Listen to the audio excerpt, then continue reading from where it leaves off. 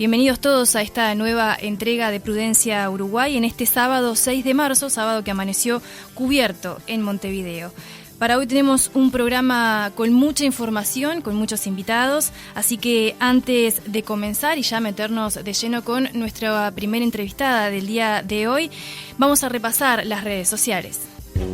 Comunícate con nosotros a través de nuestras redes sociales. Nos encuentras en Twitter e Instagram como @PrudenciaUY y en Facebook Prudencia Uruguay. También podrás encontrar todos nuestros contenidos en el sitio web www.prudenciauy.org.uy.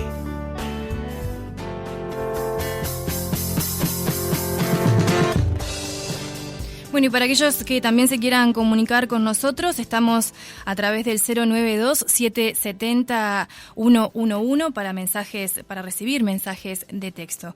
Bueno, como les comentaba, en el programa de hoy tenemos mucha información y antes de comenzar quiero compartir una noticia muy importante del Ministerio de Salud Pública, porque a través de su unidad de cuidados paliativos lanzó un programa de capacitación que está dirigido a personal médico y no médico. Para saber un poco más sobre este curso de capacitación, su implementación y su alcance, hablamos ayer con la doctora Adriana de la Valle, directora del programa de cuidados paliativos del Ministerio de Salud Pública. Si les parece, vamos a escuchar parte de lo que nos dijo la doctora de la Valle sobre este curso que inicia en marzo y que los tomó por sorpresa porque ni bien iniciaron las inscripciones, tuvieron todos los cupos llenos. Muchas gracias por la invitación y por poder conversar un poquito de este curso de capacitación que vamos a lanzar. El 1 de marzo fue el lanzamiento de inscripción que apunta a todo personal de salud. Estamos haciendo un plan piloto para funcionarios de ACE, pero pensamos mantenerlo y agrandarlo hacia mitad de año. Y apunta a todo el personal de salud, porque los cuidados paliativos, el programa de cuidados paliativos del Ministerio ya tiene unos cuantos años de trabajo, de esfuerzo, pero todavía dentro del equipo médico y en la gente, los cuidados paliativos tienen muchos tabúes, no es un tema frecuentemente hablado, está sobre el tapete muchas cosas con respecto a pacientes terminales, a la terminalidad en sí misma, a la sedación, a la eutanasia, e informando, me parece, y nos parece a nosotros desde el programa, que es la manera que la gente pueda tomar sus propias conductas y tener una formación válida como para poder opinar sobre un tema. Así que el primero lo lanzamos, ese curso que apunta a médicos, a licenciados de enfermería y de psicología, auxiliares de enfermería y a otras tareas dentro del equipo hospitalario, como licenciados en nutrición, fisioterapia, administrativos. Tratamos de ser lo más amplio posibles y abarcar temas como, por ejemplo, cuándo referir a un paciente a unidades de cuidados paliativos, cuáles son los criterios, qué quiere decir adecuación del esfuerzo terapéutico, qué quiere decir sedación y la diferencia con eutanasia, cuáles son las herramientas que tenemos en cuidados paliativos para tratar a pacientes que son todos graves, ¿verdad? Y herramientas de comunicación en el equipo de salud, con el paciente y con la familia en estas etapas. Tenemos la buena noticia que el 1 lo lanzamos y el 2 se habían llenado todos los cupos, así que es una muy buena noticia que nos sorprendió y en 24 horas los 3 grupos, digamos, de aprendizaje, el de médicos, el de licenciados y el de otras tecnicaturas, quedaron colmados con más de 100 participantes cada uno, así que seguramente y en breve lo vamos a poder ampliar para todos los demás. Esto lo que quiere decir es que hay una avidez por aprender y por formarse en este tema muy grande, en el equipo de salud, todo. Bien, y en esta avidez por aprender también aprovechamos para consultarle a la doctora de la Valle cómo se encuentra la dirección de cuidados paliativos pensando el futuro de la formación del personal. Y bueno, esto era lo que nos respondía.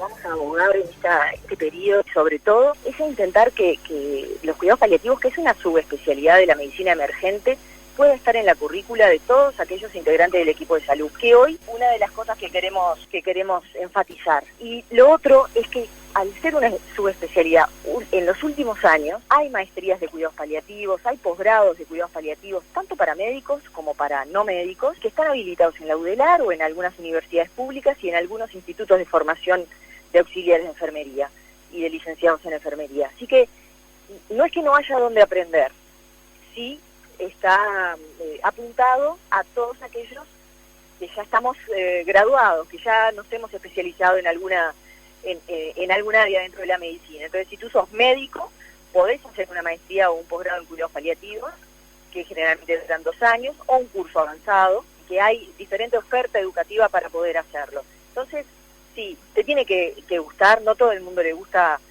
trabajar y estar con este tipo de pacientes, que son muy especiales y muy absorbentes. Los pacientes y las familias en estos momentos, por supuesto que es un momento prioritario en la vida de todos nosotros cuando nos toca de cerca.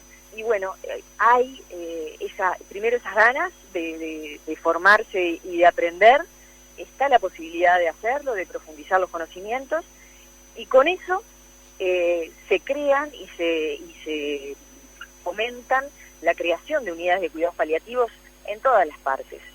Incluso hay, por ejemplo, médicos en zona rural que no se puede formar un equipo para poblaciones de muy pocos habitantes, o no, seguramente no vayan a haber recursos como para poder armar unidades en todos, pero que todos tengamos una formación básica en cuidados paliativos es posible, y vamos a abogar para que sea desde el pregrado, para que todos tengamos herramientas básicas como esta que te mencionaba del curso para poder utilizar en estos pacientes que a todos nos toca. Bueno, y finalmente, como la doctora había hablado sobre la situación en el interior del país, aprovechamos para consultarle cómo estaba actualmente la situación en aquellos departamentos más alejados de la capital, y escuchamos lo que nos decía al respecto. Nosotros hicimos una ampliación de la encuesta que fue publicada en febrero del 2020 sobre cuál era la situación país, donde se veía que Uruguay tiene un total, digamos, un 59% de cobertura en cuidados paliativos. Pero hicimos una ampliación de esa encuesta para poder establecer exactamente cuál es la situación según departamento, según atención público-privada y según niñez y adultos, ¿verdad? Para poder saber exactamente qué es lo que falta, dónde falta y a dónde tenemos que apuntar. Y bueno, lo que vemos es que a nivel público particularmente hay mucha falta de atención, particularmente en el interior del país. Ahí vamos a tener que apuntar específicamente todas nuestras fuerzas y todas nuestras herramientas. En Montevideo hay mayor cobertura de las diferentes instituciones públicas que tienen servicios muy buenos, como el Hospital Maciel, el Hospital Pasteur. El Instituto Nacional de Cáncer, por ejemplo, está empezando a armar una unidad mayor que la necesita, pero hay una oferta, digamos, a nivel de Montevideo, público y privado, mucho mayor que en el resto del país, y particularmente se ve la faltante a nivel público en el interior, en niños y en adultos, en ambos lugares. Hay algunas excepciones, por supuesto, por ejemplo, la unidad de cuidados paliativos de San José, que es una unidad de cuidados paliativos departamental para adultos, y la unidad de cuidados paliativos de Maldonado para niños. Son las excepciones que tenemos hoy y que nos enorgullecen y que funcionan muy bien. Pero bueno, son excepciones, no son la regla, y a esos son los lugares donde tenemos que atender más y centralizar nuestros esfuerzos.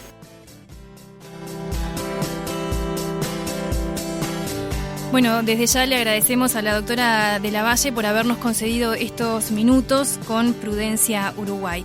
Y bueno, si les parece, ahora sí nos metemos ya de lleno con el tema que nos convoca hoy. Para eso estoy con la licenciada en Psicología, Rosana Balmelli, a quien ya le voy a dar los buenos días.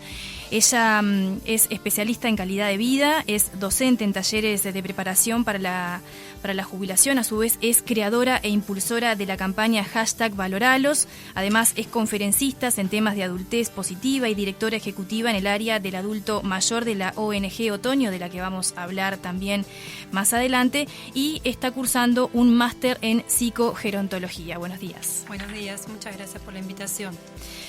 Bien, según un documento publicado por la Organización Mundial de la Salud, el maltrato de las personas mayores es un problema social mundial que afecta la salud y los derechos humanos de millones de personas en todo el mundo. Es además un problema que merece la atención de la comunidad internacional.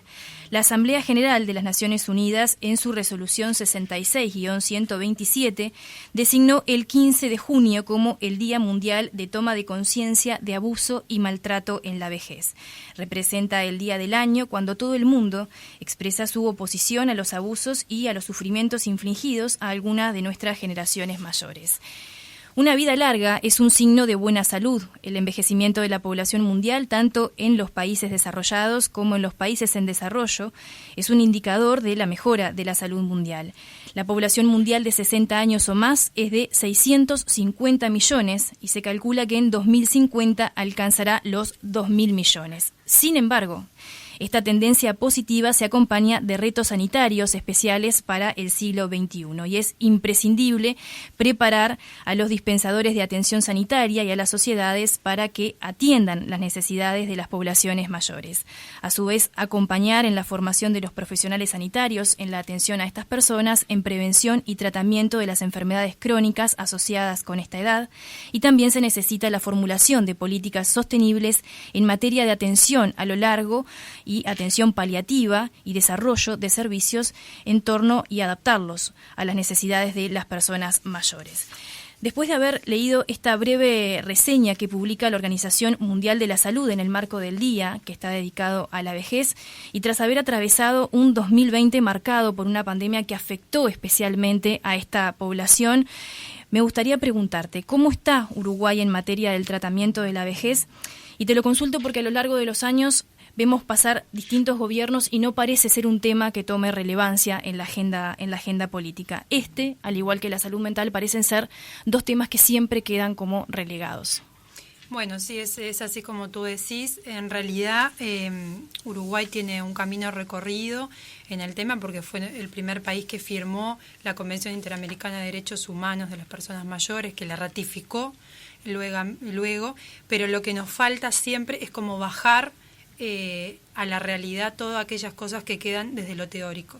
O sea, hay muchas cosas que son lindas que decimos con respecto a la vejez, a lo que tenemos que hacer, a las acciones, pero luego como que no se implementan. O quedan por el camino, o vemos que los colectivos de personas mayores muchas veces las voces que tienen no llegan como otras voces que vemos de otros colectivos. Entonces, lo que llama poderosamente la atención, si lo analizamos a nivel de gobierno, de políticas públicas, es que Uruguay es el país más envejecido de América Latina. Tenemos un 14,7% de personas mayores de 65 años, lo cual representa mucha cantidad de personas para la población que tiene Uruguay. Y no estamos atendiendo a las políticas. Y si uno a veces lo piensa, lo hemos hablado con otros colegas de otros países, y hasta por campaña política debería estar como estrategia, porque evidentemente si se plantearan soluciones y políticas que ayudaran evidentemente a que estas personas tuvieran mejor calidad de vida, a que se trataran, como tú bien leías, lo que dice la ONU acerca del maltrato y abuso que existe, y ahora se aproxima el 8 de marzo, y yo me pregunto, bueno, ¿dónde están los colectivos de personas mayores ahí? Porque hay muchas personas y mujeres, ¿sí?, que son víctimas de violencia de todo tipo. O sea, violencia física, violencia psicológica, abuso patrimonial, negligencia, abandono. Entonces, como que estos colectivos no aparecen, y como tú decís, no están en la agenda política. Y hay otro tema también que es muy importante. Yo ahora comienzo a formar parte del ARNA, que es una red de investigación que depende del Instituto de Oxford, y trata todo temas de envejecimiento, pero es una red latinoamericana. Si bien está en Oxford, lo que hace es estudiar lo que pasa en Latinoamérica. Y Uruguay lo que no está tomando en cuenta es que demográficamente vamos en caída. ¿Por qué? Porque tenemos una tasa de natalidad muy baja y tenemos una expectativa de vida que va aumentando cada vez más. Y esas dos cosas son cosas que son tendencia y que no van a cambiar. O sea que lo que nos está demostrando la historia es que es una tendencia muy arraigada y que va a seguir. La expectativa de vida va a aumentar mucho a nivel mundial porque la calidad de vida de las personas es cada vez mejor. Uruguay ofrece buena calidad de vida en cuanto a los servicios de atención, pero nos quedamos cortos porque damos solamente una atención desde el punto de vista físico. Entonces eso es como un reduccionismo biologista de mirar a la persona solamente desde el punto de vista de su salud física, lo cual no tiene nada que ver con lo que es si está atravesando o no, por ejemplo, un envejecimiento patológico. Una persona puede tener una patología física y tener un envejecimiento saludable. Y podemos tener al revés, una persona que no tiene ninguna patología física y sin embargo está atravesando un envejecimiento con malestar, un envejecimiento patológico. Y esto es lo que nosotros de la psicogerontología, de la gerontología, queremos incluir, a que la persona se la trate, y esto sí va para la salud desde varios aspectos, no solamente de lo biológico, ser bio, psicosocial y el área espiritual. Que ahí, bueno, recién en la entrevista que escuchábamos, justamente cuando se abordan los cuidados paliativos, esta área se toca, y en otras áreas también cuando trabajamos a la persona mayor, cuando trabajamos desde lo integral, desde lo holístico, tratar de comprender el envejecimiento como un proceso. El envejecimiento, la gente dice, yo me vuelvo mayor a los 60. No, o sea, empezamos a envejecer desde el día que nacemos, porque es un proceso. Y como proceso tenemos que trabajar también en algo que en Uruguay nos cuesta mucho, es la prevención, ¿sí? La prevención justamente para no desarrollar patologías crónicas que después en la vejez evidentemente se van acentuando y que en la pandemia lo hemos visto. ¿Por qué las personas mayores en la pandemia fueron un grupo de riesgo? ¿Por la edad? No. Fueron un grupo de riesgo porque muchas de ellas tenían patologías crónicas. No es por la edad. O sea, hay personas que sí son mayores pero no tienen patologías crónicas, el coronavirus no tenía la misma afección en ellas. O sea, no es la edad. Entonces acá caemos de vuelta en la discriminación que en otros países ha sido mucho más severa, donde se les prohibía salir solamente a las personas mayores. Y de alguna manera ahí pegamos como un retroceso, y lo hablamos con colegas de Argentina, por ejemplo, que es lo que tengo más cerca para contarles, que a estas personas se les prohibía salir, disminuyendo su capacidad de comprensión de cuidado, ¿no? Yo creo que las personas mayores han atravesado muchas pandemias mucho más complejas que esta en sus propias vidas y saben cómo responder a esto. Entonces creo que nos falta mucho entender, porque nos da miedo también el envejecimiento. Nadie quiere mirarse en un espejo donde evidentemente el tiempo, de acuerdo a cómo hayamos vivido, es como vamos a vivir la etapa del envejecimiento. Entonces por eso es clave varias cosas. O sea, si yo me fijo a nivel de Estado qué tendría que hacer, y son muchas cosas, desde trabajar el tema del envejecimiento con los niños, con los adolescentes, porque los niños de ahora van a vivir cerca de 100 años, más de la mitad.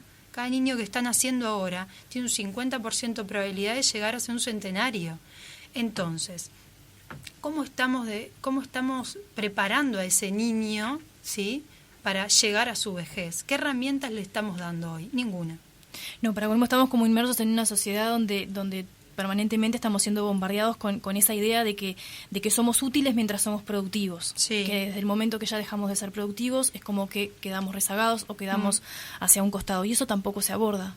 No, es que no estamos... A ver, el tema del envejecimiento, yo creo que no, lo que estamos haciendo es como cuando hay un problema, viste, sale en la prensa, maltrataron a adultos mayores en un residencial, y bueno, ahí sale en toda la prensa y la prensa lo informa. Creo que también hay que trabajar obviamente con los medios de comunicación. Yo dentro de mi humilde aporte lo trato de hacer, porque creo que falta educar también a los medios a que puedan estar un poco más atentos a esto, que no es solamente cuando no es una noticia desagradable. Tenemos que trabajar justamente también en prevenir que ocurran. Y prevenir es informar, es poder justamente darles herramientas a las personas para no llegar a eso. Lo que tú decís pasa y cada vez va a pasar más. ¿Por qué? Porque Uruguay, como te decía hace un ratito, al no estar abordando el tema demográfico que va en picada y que se espera que nuestra población descienda drásticamente con el correr de los años. ¿Por qué? Porque Uruguay tendría que tener políticas migratorias mucho más fuertes. No traer personas de repente que no vayan a trabajar o jubilados. Eso está fantástico si vienen de otros países, pero Uruguay tiene que traer una masa de personas que vengan a trabajar y se generen aportes, porque si no los que estamos ahora más jóvenes no nos vamos a poder jubilar. Es una realidad que se va a dar. Entonces, el envejecimiento es una muy buena noticia, pero hay que abordarlo, porque también lo hablamos con personas de otros países. Hablo más con gente del exterior que de Uruguay, de este tema me pasa. Es que lo miran desde afuera y dicen, ¿cómo Uruguay no está preocupado por esto? Va a llegar un momento, capaz que nosotros no lo vemos, que los países van a empezar a pelear por la masa crítica joven, porque cada vez va a ser menos, ¿sí? Entonces uno se pregunta, ¿quién va a cuidar a los mayores? ¿Sí? Que es otro gran tema, porque está bárbaro la capacitación, pero nos tenemos que preocupar quién los va a cuidar, ¿sí? Si hoy en día estamos teniendo problemas con las familias que no están pudiendo hacerse cargo del cuidado de los mayores y vemos que las personas mayores cada vez más están solas, que están aisladas o que están en un residencial, muchas veces van a un residencial porque tienen que ir y otras veces no. Y ir a un residencial cuando uno no tiene que ir a un residencial, lo que hace es agudizar todo lo que pueda tener. Quizás me gustaría preguntarte cuáles son los casos más recurrentes de maltrato que hay en Uruguay. Recién mencionaste como al pasar lo de la negligencia, lo del abuso patrimonial. Me gustaría saber quizás un poco más, bueno, cuáles son los casos que se dan más a menudo acá en Uruguay. Bueno, la violencia en realidad la que más se da es la psicológica. Aparece también la violencia física y siempre esto lo mencionamos cada 15 de junio, ¿verdad? Es algo que queda muy invisibilizado porque se da dentro de lo intrafamiliar. Entonces, cuando queda en la familia, fíjense cuán difícil es para una persona mayor, que muchas veces está en situación de vulnerabilidad, ir a denunciar a un hijo, ir a denunciar a un nieto, una hija, ¿sí? Entonces, es mucho más complejo porque queda siempre dentro de esa familia, dentro de ese seno familiar. Otra cosa que ocurre mucho es el abuso patrimonial y creo que con eso deberíamos de tomar acciones, las financieras, los bancos, a nivel país, porque uno ve que las personas mayores están endeudadas y donde no es que les van a sacar un préstamo y después le pagan la cuota, no le pagan la cuota. También vemos este abuso patrimonial en personas que viven solas y muchas veces ceden sus viviendas a terceros, quedan desprotegidas, porque al no tener tampoco contención, ¿sí? Hay este tipo de abuso y a veces cuando caen con alguna enfermedad que es terminal, no saben qué hacer o empiezan con algún deterioro cognitivo, demencia senil, Alzheimer, como puede aparecer, también acá aparece el abuso patrimonial. Entonces, yo creo que también desde las políticas desde el Estado debería trabajarse esto. En la Facultad de Derecho estaban trabajando, yo supe hace unos años, cómo abordar también esto desde también a los estudiantes, ¿no? Digo, que haya así como hay las clínicas para divorcios, bueno, que haya atención también para las personas mayores que muchas veces no pueden pagarse un abogado y se ven enfrentadas. Y con respecto a esto, también hay que capacitar a quienes toman las denuncias, porque es muy difícil. Cuando llega una persona mayor, la indagatoria no es tan fácil, no es una cosa, un hurto, ¿no? Es algo mucho más complejo. Entonces, también hay que capacitar a quienes están tomando las denuncias a poder realmente hacer una indagatoria profunda, con paciencia, ¿no? Diferente.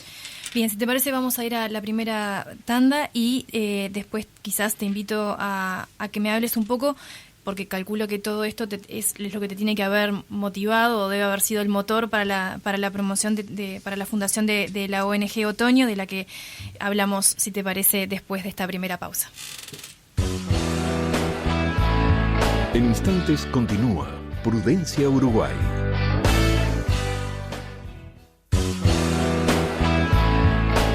Continuamos ahora con Prudencia, porque un país que progresa humanamente elimina el sufrimiento y no a los que sufren.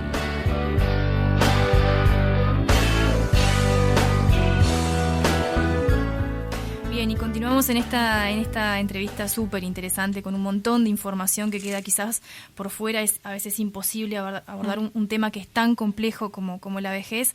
Es imposible abordarlo en solo una hora.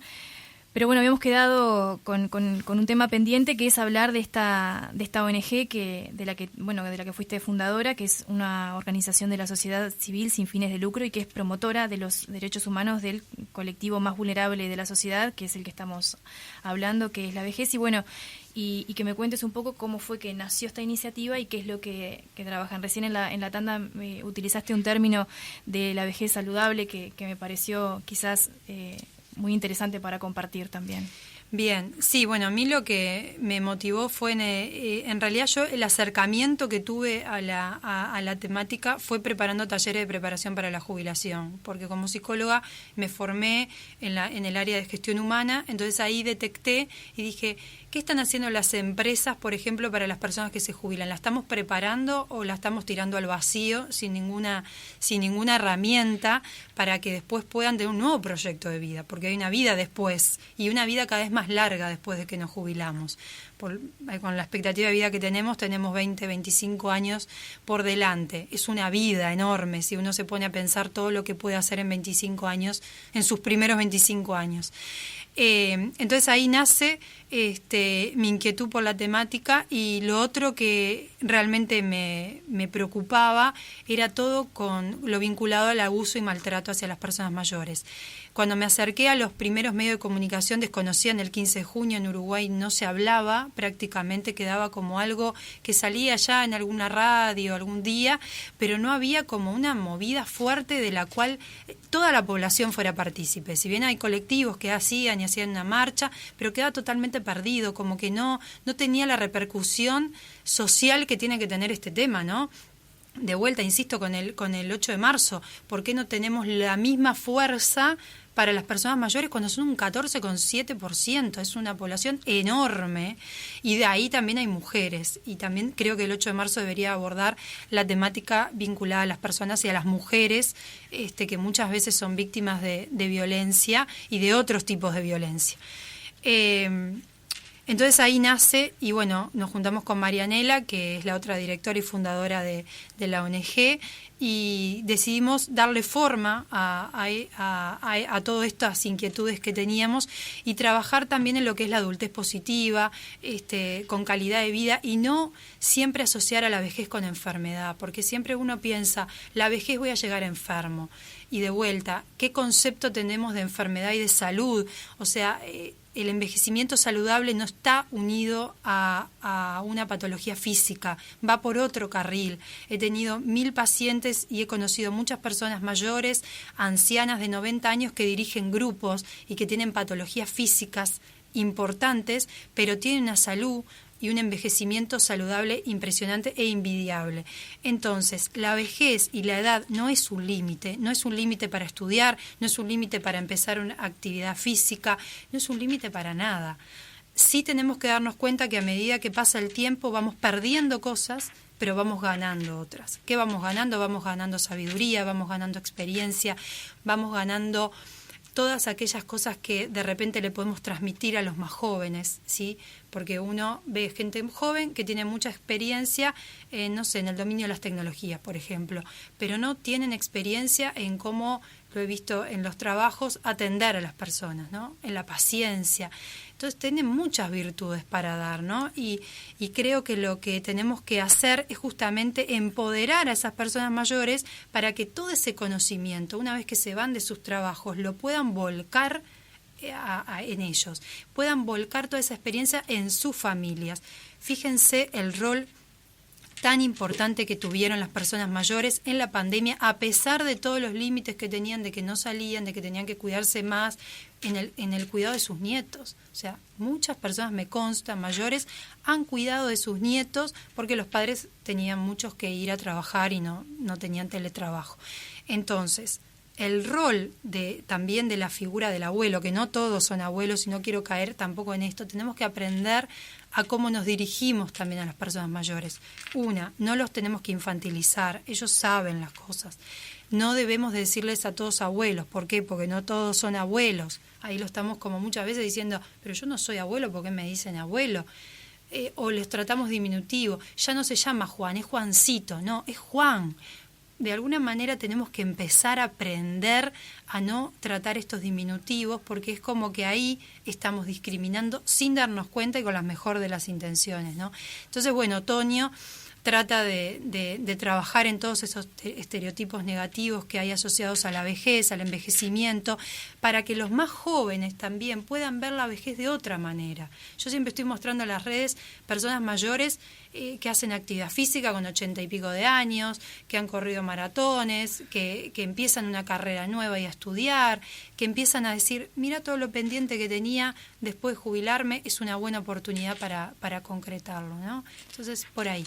Bien, quizás ya como para ir cerrando esta entrevista, te voy a consultar.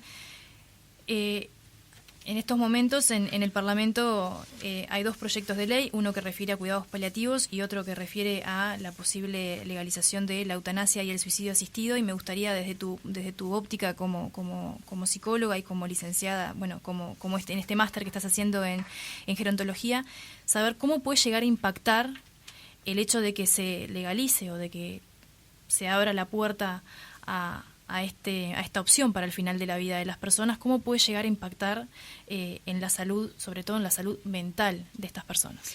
Bueno, en realidad todo lo que es cuidado paliativo, ya en las personas mayores se aborda distinto de una persona más joven, ¿sí? Porque es una persona que muchas veces cuando está con una enfermedad terminal es mucho más vulnerable. Vemos que muchos están solos porque vienen atravesando muchos duelos, muchas pérdidas, ¿sí? Han perdido sus esposos, muchos han perdido hijos. Entonces el concepto de sufrimiento en ellos está como muy arraigado, a diferencia de repente de alguien más joven. Entonces creo que tenemos que ser muy cuidadosos en cuanto a qué. En cuanto a que para algunos capaz que representa una buena noticia, pero para otros no. Y creo que para la mayoría de las personas no, porque a ver, ¿cómo lo explico? Es una población que se siente invisible frente a la sociedad, donde muchas veces se sienten una carga para la familia. Entonces tenemos que tratar de poder discriminar, que la persona pueda querer morirse por sentirse una carga o porque realmente se quiera morir. A mí lo que me ha pasado es tener personas justamente mayores que están con demencia senil, que están atravesando una enfermedad terminal, pero que tienen muchas cosas para sanar de su vida. Y esto acá de vuelta a lo que dije, somos un ser bio, psicosocial y espiritual. Y esta área espiritual, que no tiene que ver con la religión, sino con esta área justamente de poder sanar cosas de su pasado que muchas veces ni siquiera la familia lo sabe. Hay mucho secreto de familia que queda oculto y que la persona necesita trabajar y elaborar. Entonces, si hay una eutanasia y es algo abrupto, donde la persona no pueda transitar todo esto, yo creo que sería una pena realmente, porque la muerte es parte de la vida. Y el poder transitar esta etapa y poder realmente, obviamente sin sufrimiento, porque creo que ustedes lo manejan mucho mejor que yo este tema, nadie quiere una obstinación, nadie quiere alargar la vida porque sí, nadie quiere que la persona sufra, pero sí, yo lo que siento que estas personas, por lo menos lo que a mí me ha tocado de cerca, lo que quieren es contar muchas veces culpas, secretos de familia, cosas que le han quedado pendientes, que no las van a poder hacer. Físicamente muchas veces no pueden, pero psicológicamente le estamos dando una oportunidad a la reflexión. Entonces esto creo que tenemos que ser muy cuidadosos, que son una población vulnerable y que capaz que algunos lo pueden tomar como que, bueno, me voy a sacar de arriba una cantidad de gente y me voy a olvidar de que son personas con una vida muy larga para atrás y con muchas cosas para sanar. Muy bien, bueno, Rosana Balmeri, licenciada en Psicología, te agradecemos por estos minutos con nosotros acá en Prudencia Uruguay. Sin duda nos vamos a volver a encontrar en algún otro momento, porque es un tema que sin duda tiene mucho para abordar. Y bueno, y es como decías tú, es increíble que como que en Uruguay no logra, a pesar de ser una población tan numerosa, un 14,7%, como tú decías, que no logre tomar vuelo en la agenda, y bueno, que sea un tema que quede siempre como como en el llano. Lo discutimos cuando pasa algo, pero después es un tema que se vuelve invisible. Muchísimas gracias. No, gracias a ustedes por la invitación. Nosotros nos vamos a una breve pausa y al regreso nos encontramos con la juventud de Prudencia. En instantes continúa Prudencia Uruguay.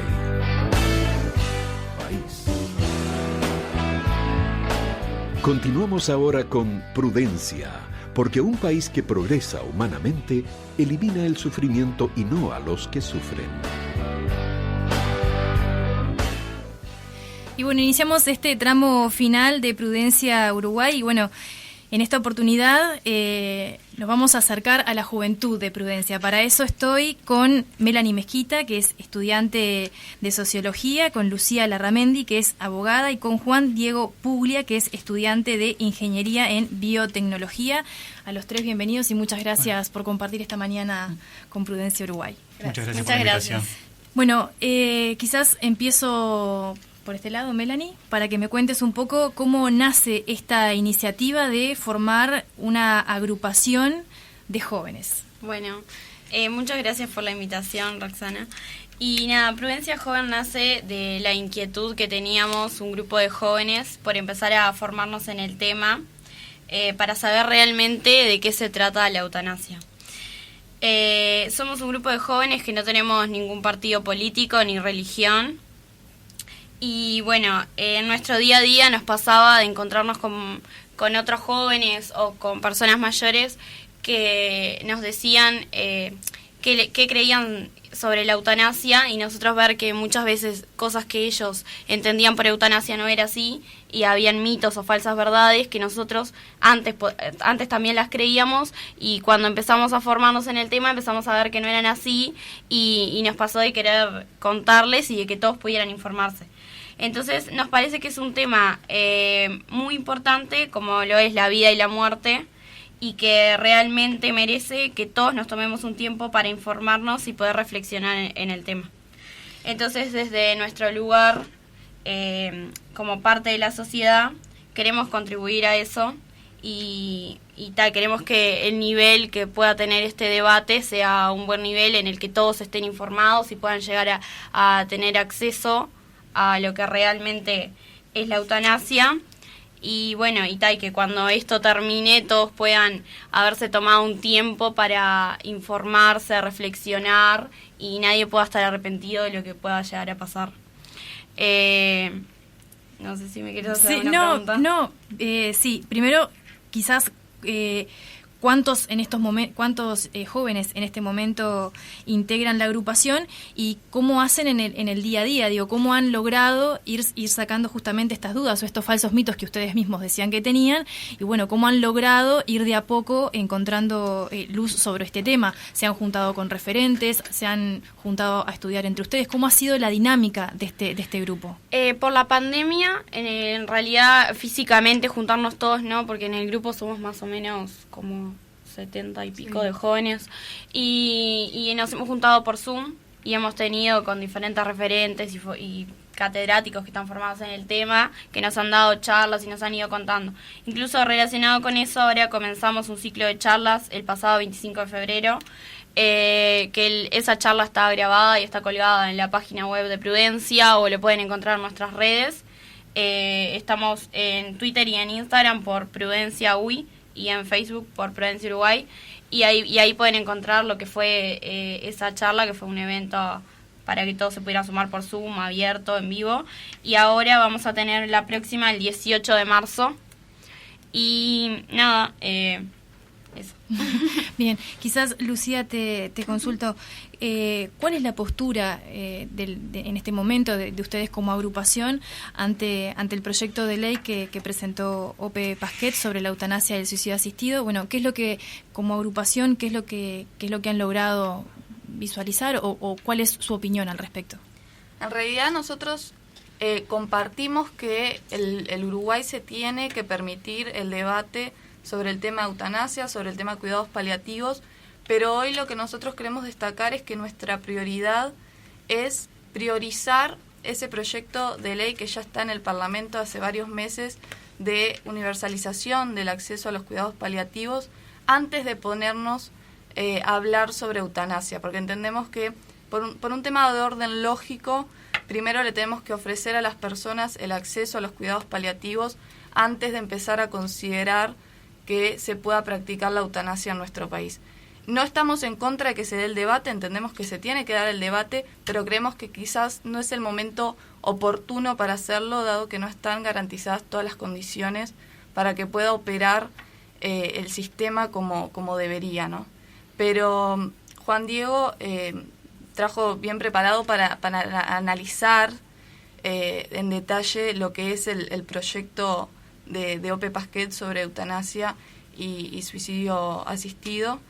Y bueno, si querés, él nos puede explicar más sobre ese tema en detalle. Te mandaron al frente, yo soy un simple científico.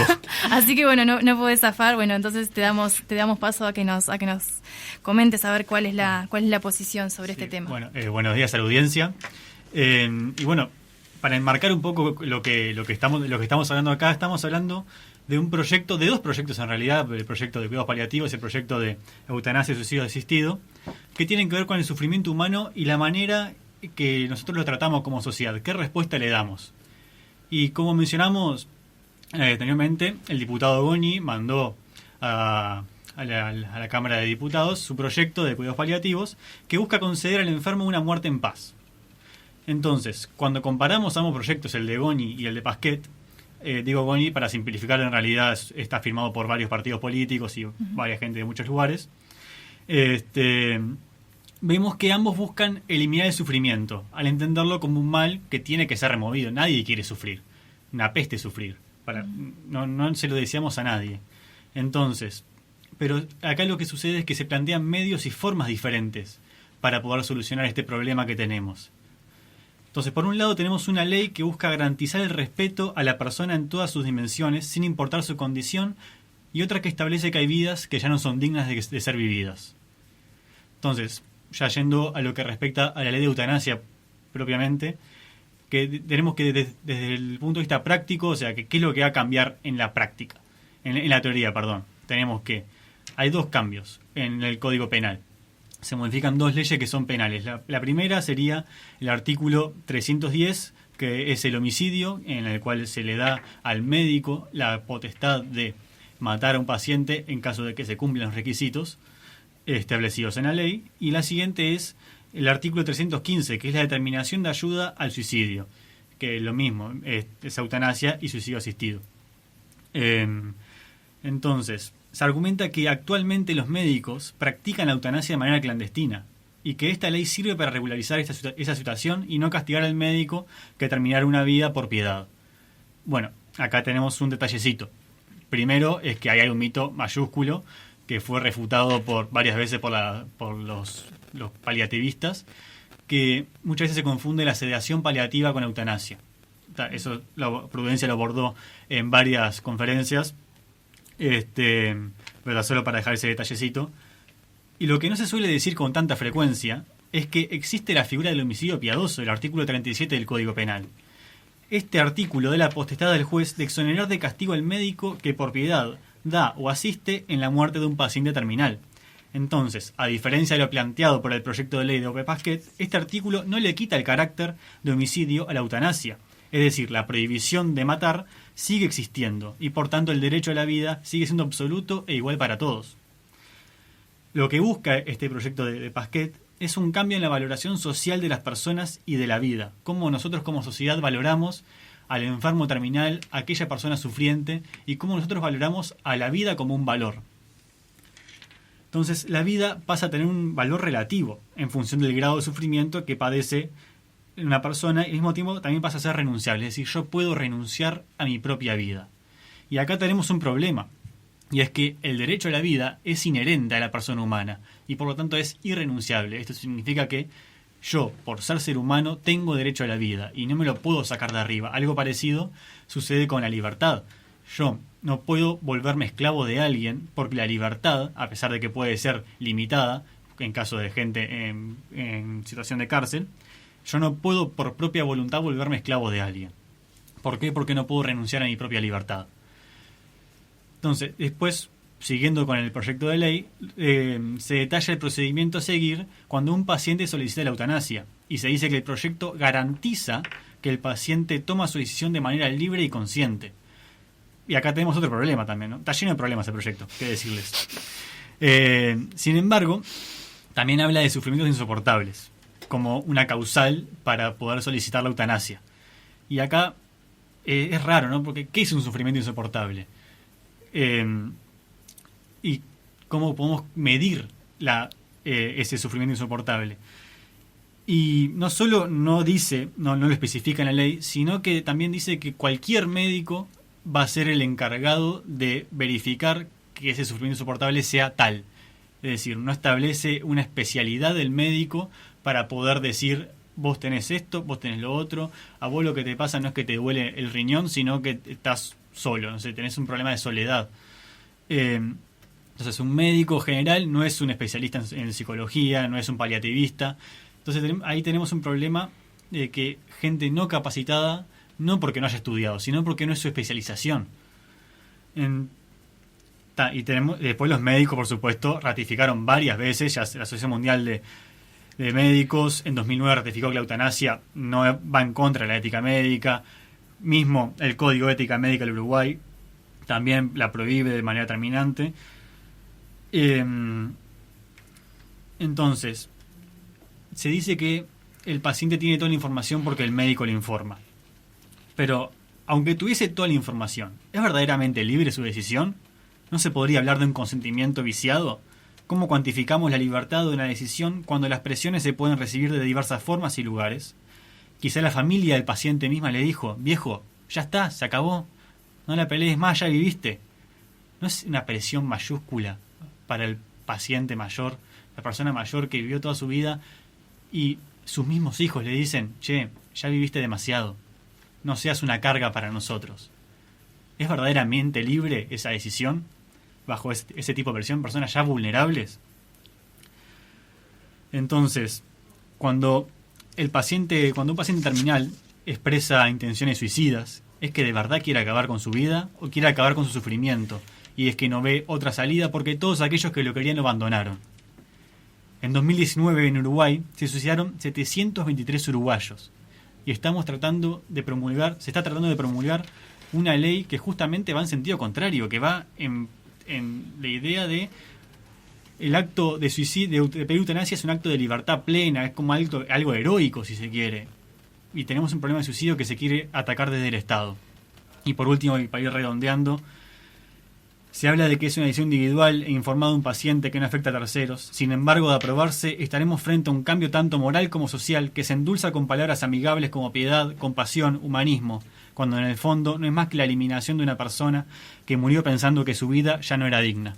Sí, si me permitís, Roxana, Sí. me gustaría agregar una cosa a todo lo que dijo Juan Diego, que es que este proyecto de OPE Pasquet de eutanasia y suicidio asistido nace promovido por un paciente, por una persona que fue diagnosticada con una enfermedad terminal y que previo a sentir síntomas más severos se propuso impulsar un proyecto de ley que le permitiera quitarse la vida antes de llegar a una etapa más avanzada de la enfermedad.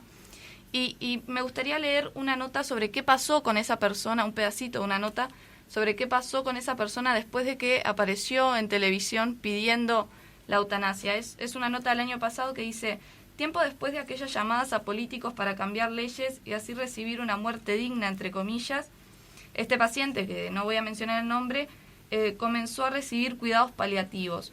El hombre que impulsó el proyecto que tal vez llegue a ser ley ahora tiene otro foco. Hoy mi lucha es lograr cuidados paliativos para todo el mundo. Eso dijo el año pasado la persona que promueve este proyecto. Entonces, ¿no nos debería interpelar de alguna manera el hecho de que el principal impulsor de la ley de eutanasia ahora nos diga que su prioridad ya no es esa, sino que su prioridad ahora es que todos conozcan los cuidados paliativos? También el hecho de que los especialistas en cuidados paliativos, personas que viven día a día con estos pacientes, nos dicen que todos los que piden la eutanasia, cuando conocen los cuidados paliativos, cambian totalmente de idea, o que los expertos en el tema, ya sea especialistas en derechos humanos, bioticistas, la propia Sociedad de Uruguaya de Medicina y Cuidados Paliativos, la Asociación Latinoamericana de Cuidados Paliativos, todos se manifiestan en rechazo de la eutanasia y de los cuidados paliativos y dicen que la solución es justamente lograr que se universalice el acceso a los cuidados paliativos. Y eso es justamente lo que busca el proyecto de ley de cuidados paliativos que se encuentra hoy en el Parlamento, porque si bien en nuestro país tenemos ordenanzas del Ministerio de Salud Pública y tenemos leyes que hacen referencia a los cuidados paliativos, no es hoy los cuidados paliativos un derecho que tenga garantizado toda la población. Y eso es justamente lo que se quiere lograr con este proyecto, que pase a ser un derecho universal, que puedan tener acceso tanto adultos, adolescentes y niños desde etapa prenatal, que tengan enfermedades graves, avanzadas o progresivas, pero también prevé que las propias instituciones pasen a estar obligadas a tener un equipo específico integrado por profesionales de cuidados paliativos y un equipo específico para niños y otro para adultos, porque la situación en nuestro país es que hoy hay un 59% de la población que accede a los cuidados paliativos, que es un porcentaje que ha mejorado muchísimo, pero sigue habiendo un 41% que todavía no tiene acceso a los cuidados paliativos y que en su gran mayoría es gente del interior del país.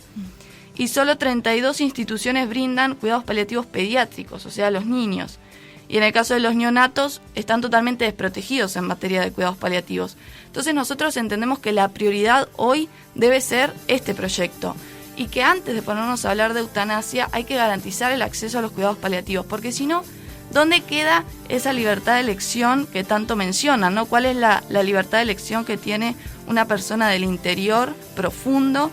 ¿Qué le vamos a decir? Bueno, la opción es morir o sufrir. Ese es el mensaje que va a venir del Estado. Mira, como no soy capaz de darte acceso a los cuidados paliativos porque me sale mucho dinero, te ofrezco la muerte, que eso es mucho más barato. ¿Eso es lo que vamos a hacer? Me parece que no, que lo que tenemos que hacer es garantizar el acceso a los cuidados paliativos, que además hoy logran quitar 100% del dolor físico, pero también se enfocan en el dolor psíquico. Y uno podría decir, bueno, pero hoy la única opción que tienen es sufrir o sufrir. Bueno, es verdad, pero justamente eso es lo que queremos cambiar, pero no con un proyecto que lo que les ofrezca es quitarles la vida, sino con un proyecto que trate el tema real de la persona, que es dejar de sufrir, y eso se puede hacer sin quitarles la vida con los cuidados paliativos. Y por último, simplemente para cerrar con una reflexión, es muy importante en este tema informarse, estudiar, de verdad que es muy importante, pero no solo a nivel parlamentario, que obviamente es donde se van a tratar estos proyectos, sino también a nivel de sociedad, porque hay mucha gente que con total honestidad cree que posicionándose a favor de la eutanasia y del suicidio asistido está defendiendo derechos, está defendiendo al más vulnerable. Incluso yo empecé en esa situación, yo me manifestaba a favor de la eutanasia cuando empezó todo este tema, pero después me tocó estudiar y me di cuenta que era todo lo contrario, que la eutanasia lo que hace es afectar derechos y desproteger al más vulnerable, y lo que sí cuida derechos y lo que sí cuida al más vulnerable es lograr el acceso universal a los cuidados paliativos, y eso es lo que nosotros queremos defender y que pedimos que se priorice en el ámbito parlamentario. Bueno, nos quedamos sin tiempo. Yo les agradezco tanto a Melanie como a Lucía como a Juan Diego por estos minutos en el programa hoy. Bueno, y los invito a que quizás con más tiempo en otro programa vengan a contarme más sobre cómo ha avanzado su agenda, sobre todo si se van incorporando más jóvenes. Y bueno, va a ser un placer tenerlos nuevamente por aquí uno de estos sábados. Muchísimas gracias por habernos acompañado. Bueno, nosotros nos despedimos, nos reencontramos el próximo sábado. Chau, chau. Hasta aquí Prudencia Uruguay, un espacio para informarse en profundidad y actuar con responsabilidad ante la vida. Prudencia Uruguay, por Oriental 770 AM.